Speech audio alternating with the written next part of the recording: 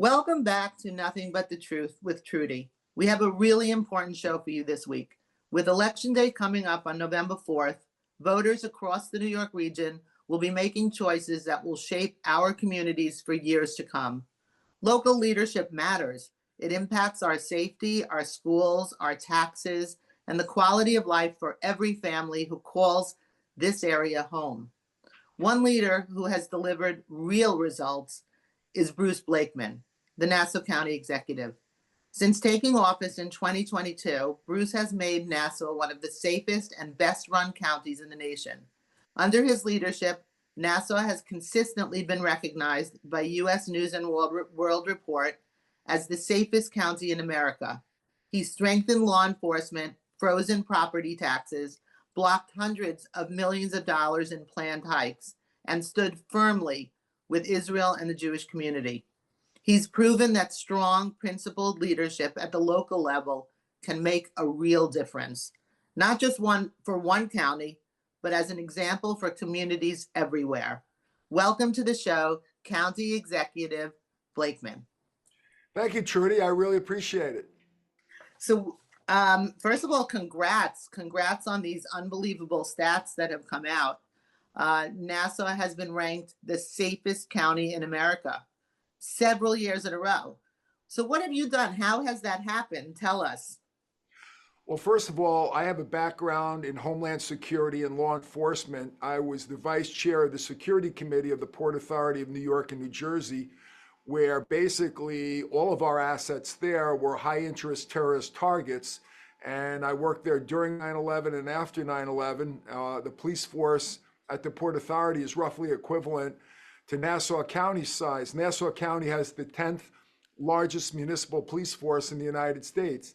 So what I did was I realized that we needed more police officers out on the streets. So I hired 300 new police officers over the last 3 years. I'm going to hire another 100 this year.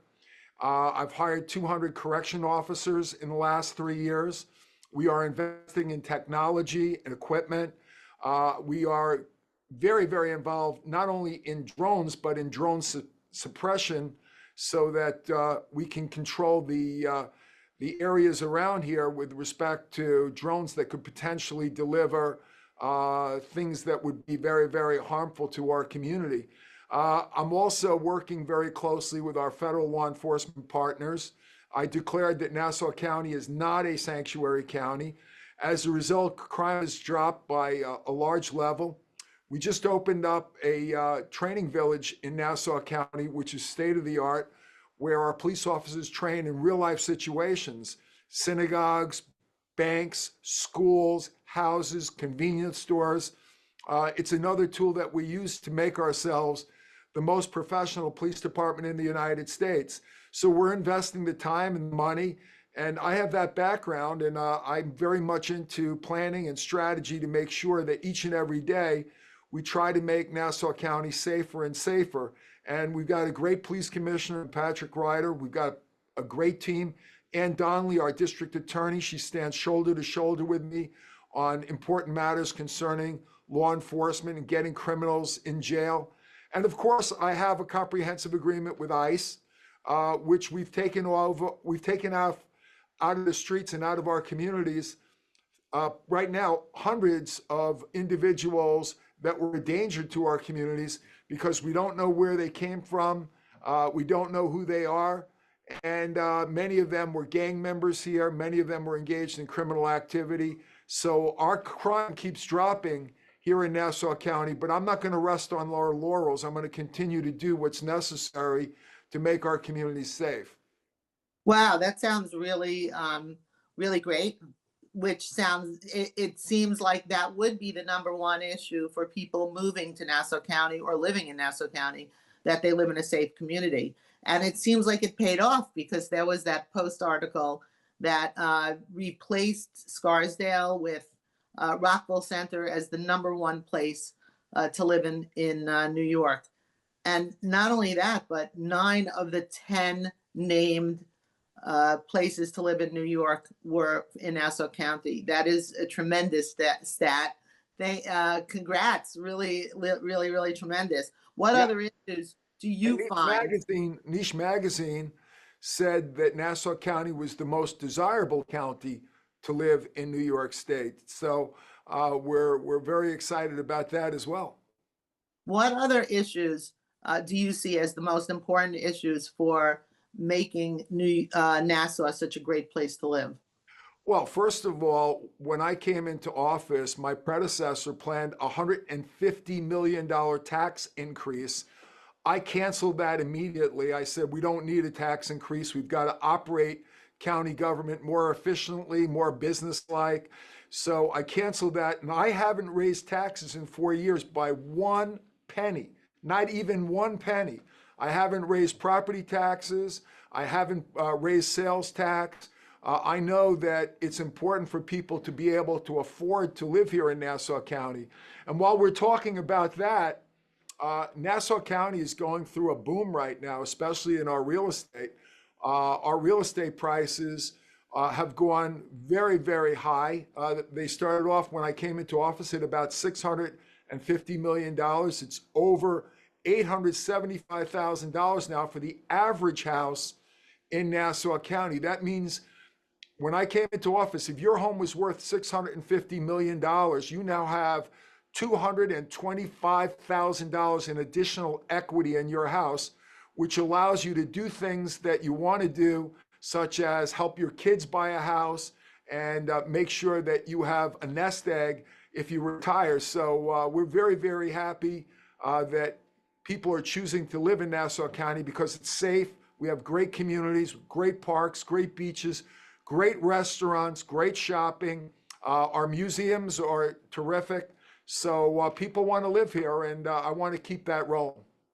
What Nassau County is very large. What number in terms of large in the country or the state is Nassau County? Well, compared to states, let's compare us to states.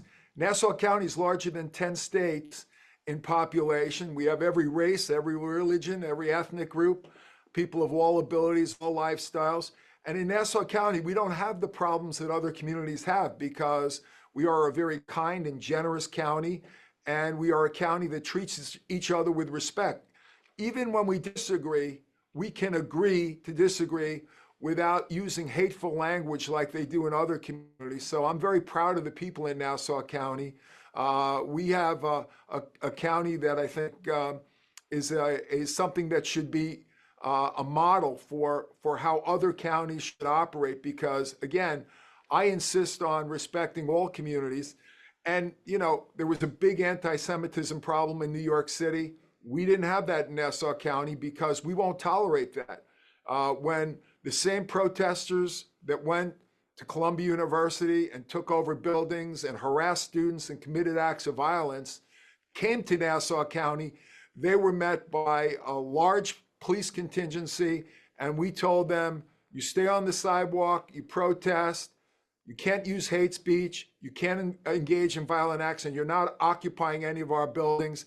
And if you step on the sidewalk, one of our police officers will politely tell you to get back on the sidewalk. If you don't, you will be arrested and taken away. We do not tolerate anti-Semitism. We do not tolerate racism. We do not tolerate violence and hate speech in Nassau County.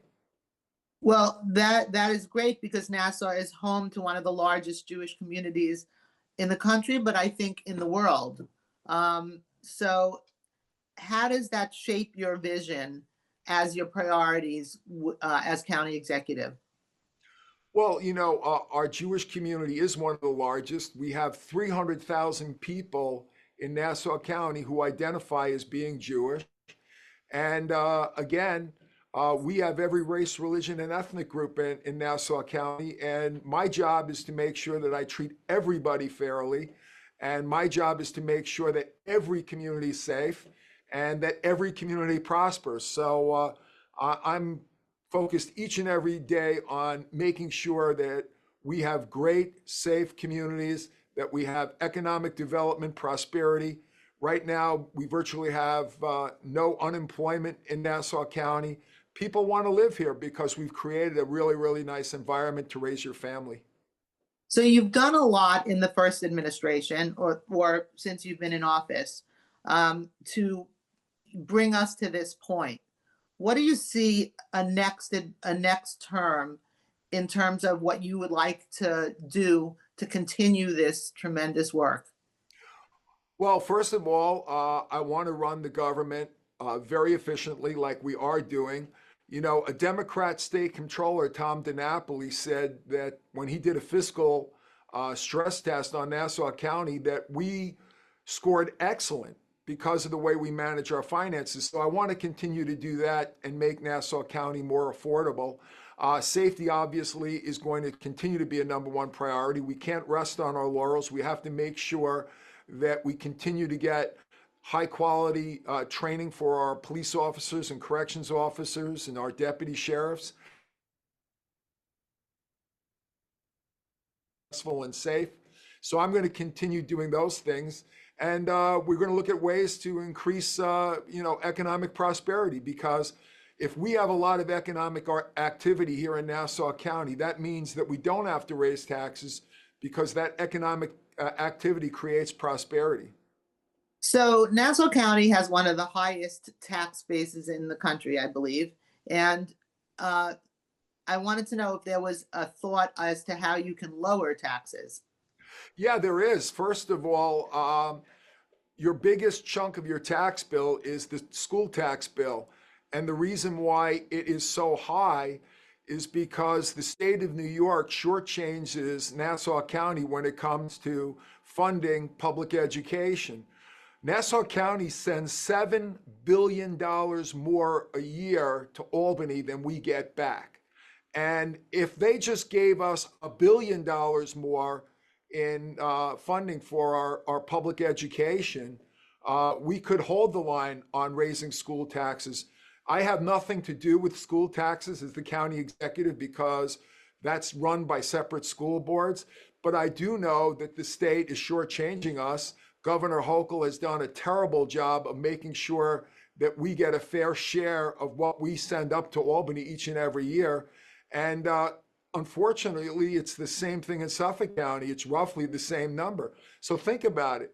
On Long Island, each and every year, we send $14 billion more to Albany than we get back. And that's why school taxes are so high. So I think that we need to put pressure on our state government to make sure that we get a better share. But unfortunately, our state government is run by far left liberals and progressives and woke people, primarily from New York City, who don't care about Long Island, but we're their cash cow, we're their ATM. They should care more about us because we're the goose that lays the golden egg. And if they hurt us, it's going to hurt the whole state. Wow. Okay. Well, let's really hope that, that you could do that and you could work with maybe a Republican governor, hopefully, to lower our school taxes. And well, I'm saying our because I happen to be a resident here, and that would be pretty amazing. I would absolutely love to have lower taxes. But you did mention New York City. So let's talk about New York City for a moment. If there were a Mayor Mamdani, how would that affect life in Nassau County? Well, it would definitely make my job tougher because let's look at public safety. Zoran Mamdani is a progressive, woke. I would say that he's a communist who's a virulent anti-Semite.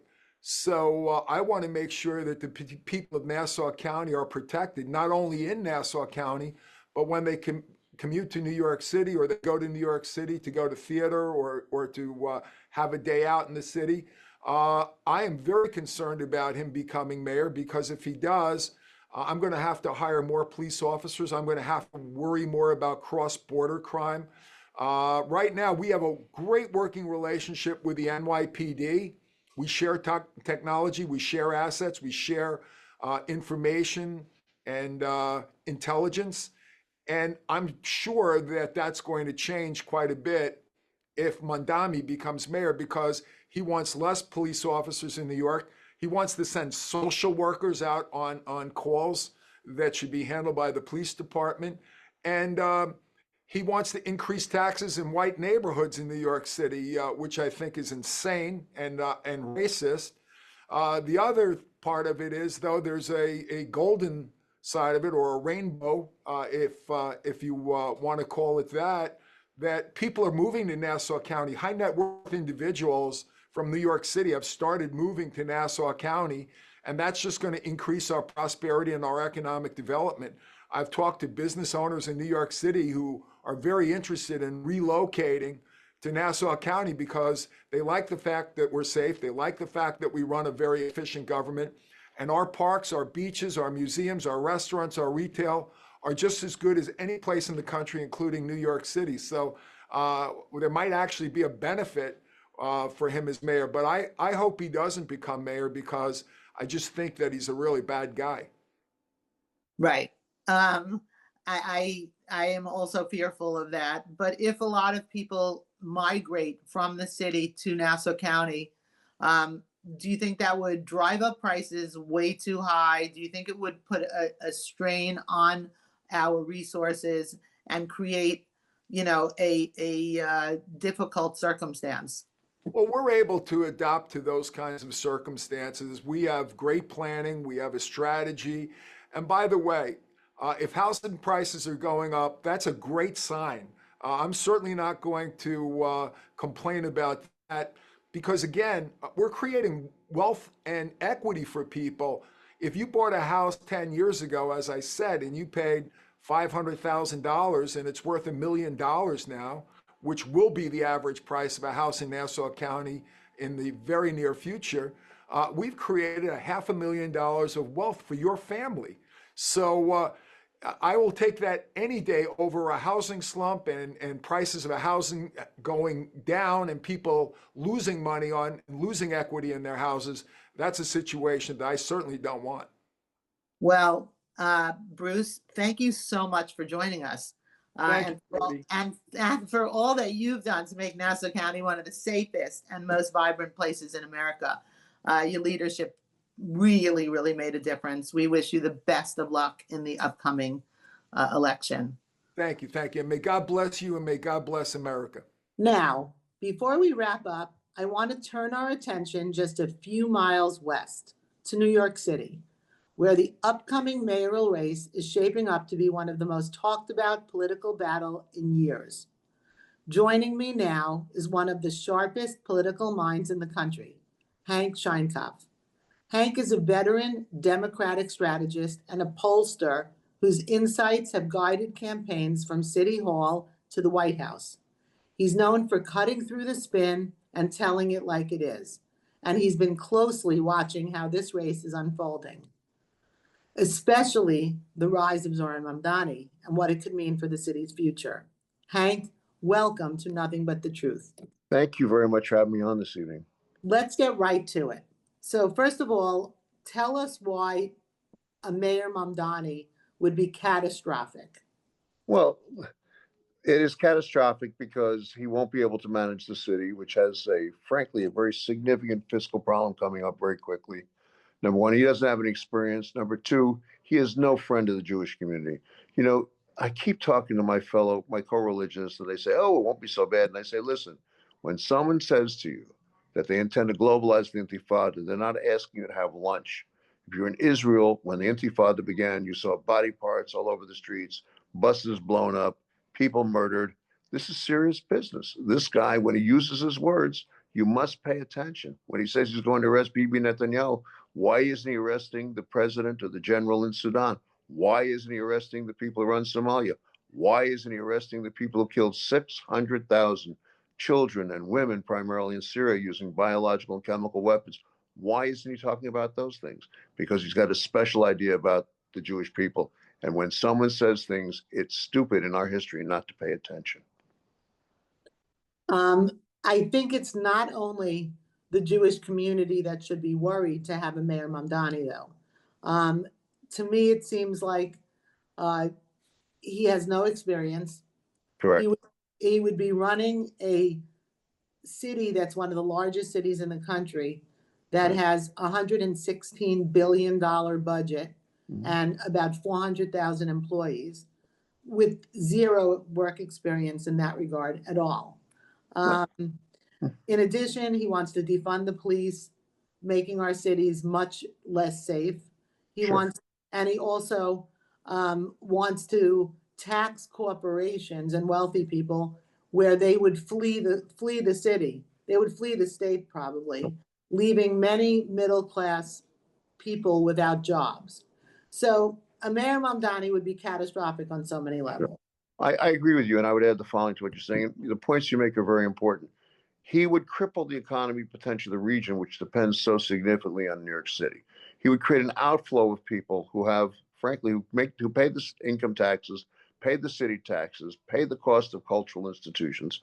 He would be catastrophic for the region. And what he portends for the country is mini Mandamis who really aren't interested in governing, but are interested in continuing the Democratic Socialist of America revolution that will start here in New York. It is very dangerous for the long term for this country and for all of us. So let's get right to it then. How do we defeat him? He seems to be ahead in the polls. Hank, what your expertise is what we need right now. How do we defeat him? Unfortunately, I predicted Mamdani would win this in January. I said it to people. I was quoted as saying it. Everybody said I was nuts. Well, I'm not nuts, or I might be, but not about this stuff. You can only defeat him by doing two things: knocking his numbers below where he is now, and the only way you do that, frankly, is to combine candidacy. So there's a united front to do only one thing, which is to defeat Mamdani. That means Curtis Sliwa should do the patriotic New York thing and leave the race immediately. Get his people to say, I'm holding my nose and I'm going to vote for Andrew Cuomo if that's required. But we need a unified front to defeat Mamdani. If not, we're going to be very sorry. Very, very sorry.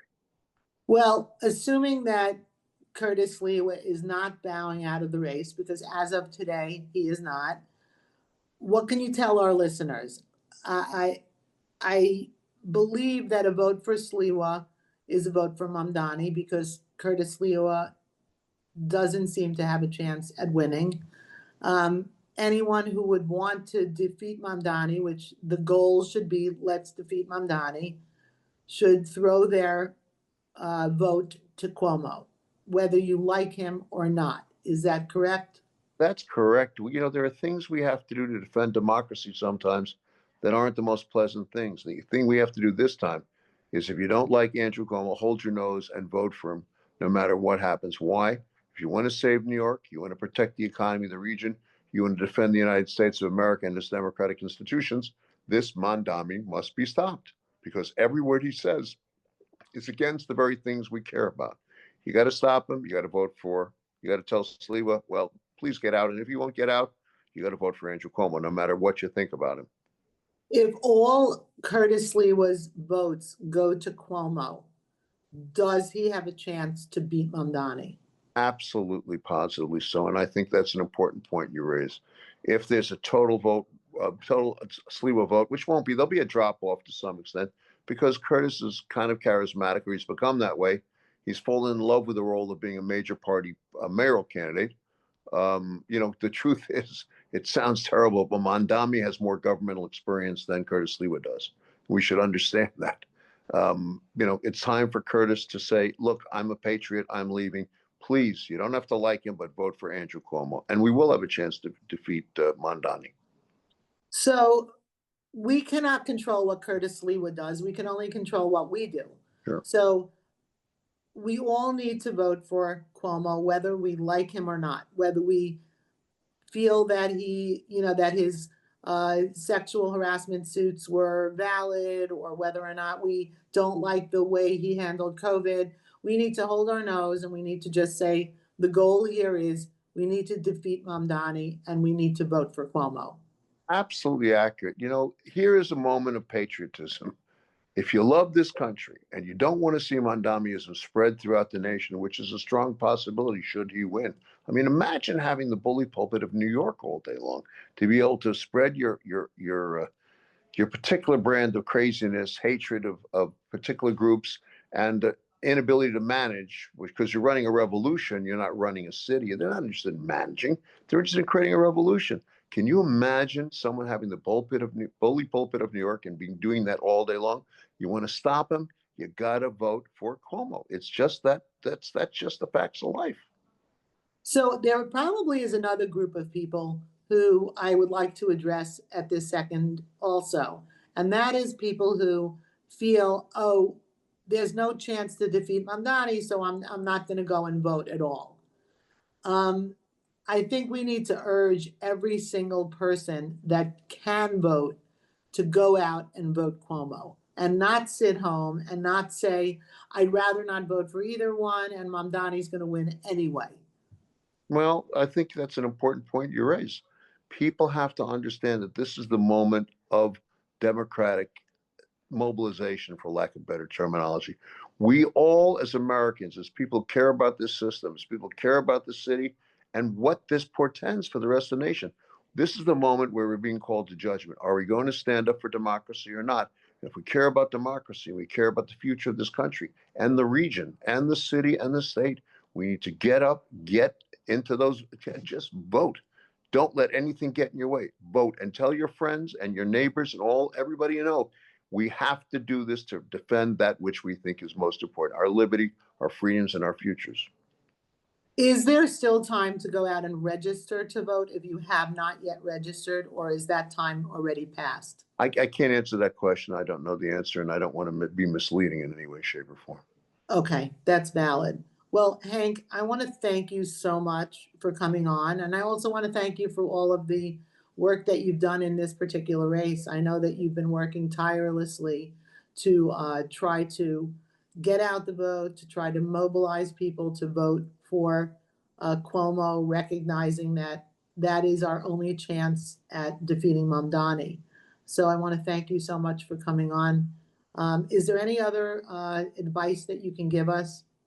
It is the moment of patriotism, frankly. If this country has been so good to all of us, please stand up and defend it. Go vote. Mamdaniism will not stop in New York should he win. We've got to cut it off now. So I hope everybody who's listening and watching, please join with Trudy and hear what she has to say, and please vote. Thank you so much. Thank you, Hank. Thanks for everything that you're doing. And I'm optimistic. I think that people will come to their senses, and I believe we will be celebrating. And I want to invite you to come back on my show after we see a Mayor Cuomo, and we can all celebrate together. Thank you so much. I'd be looking forward to it. To my listeners, thank you so much for joining me tonight for this very special show with Bruce Blakeman and Hank Sheinkopf. This has been Nothing But the Truth with Trudy. You can catch us every Thursday evening at 9:30 on the radio. But if you missed any part of this show or want to listen to any of our past episodes, you can find Nothing But the Truth wherever you get your podcasts. Until next time, stay strong, stay informed, and keep seeking nothing but the truth.